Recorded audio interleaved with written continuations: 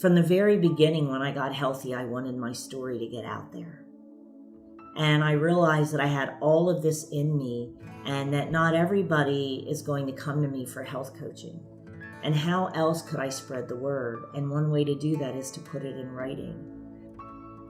I have this compassion in my heart to help people. And so for me, I feel like I'm giving people what they need, not what they want. People know that I'm a health coach and they'll come to me and say, I need a meal plan. And immediately I know that's not what they need. And so for me, knowing, because I went through that journey and I know how beautiful it is on the other side, that I want them to understand in this book that if they truly embrace these holistic practices and change the way they think, that's really what I'm trying to get people to do, to break that cycle and that cultural conformity of dieting, to understand that these are the pieces that you need to put in place in your life to get what you want. And so there's nothing that brings me more joy than to really challenge people and try to get women especially to remember who they are.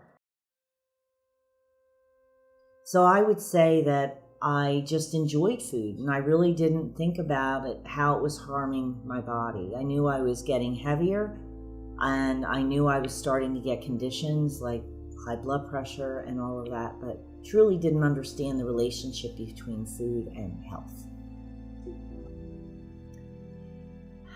I would say that I was tired. I didn't understand how tired I had really gotten. I was lacking so much energy that there were times on the weekend where I would just fall asleep on the couch. And it felt like I had been drugged. I really just couldn't even wake myself up if I tried. I was embarrassed. If I went to sit on a plane, I traveled a lot for my job. And I always felt uncomfortable because I knew I was squashing the person next to me. I mean, those things don't go away in your life. You remember them. But none of that gave me enough motivation to change my life because I didn't see a way out. I had tried everything. I tried all diets and none of that ever stuck. But there's so much controversial and contradicting information out there about what foods are good and bad for you that I finally just put my ego aside and said, I need help, and I went and got a health coach. So for 2 years, I had a woman named Shannon who lifted me, challenged me, and educated me about food, about being kind to myself, loving myself, not being too hard on myself. I hit a lot of weight loss plateaus.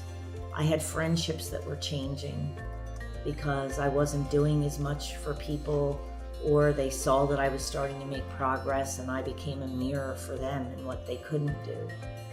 I was choosing to make changes that they weren't ready for. And I went to the Institute for Integrative Nutrition and I graduated as a certified integrative nutrition health coach. And what that means is that I'm holistic.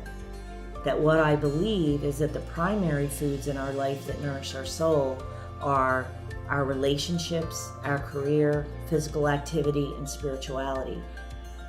I've developed 7 clear lifestyle practices that help women identify why they need to lose weight, how to establish the goals that make weight loss happen.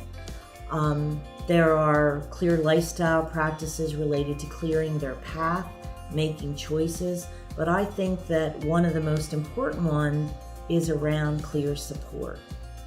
I think to really lose weight, and Michele gets it, you have to know the person, and the person has to know themselves, and you have to know the whys.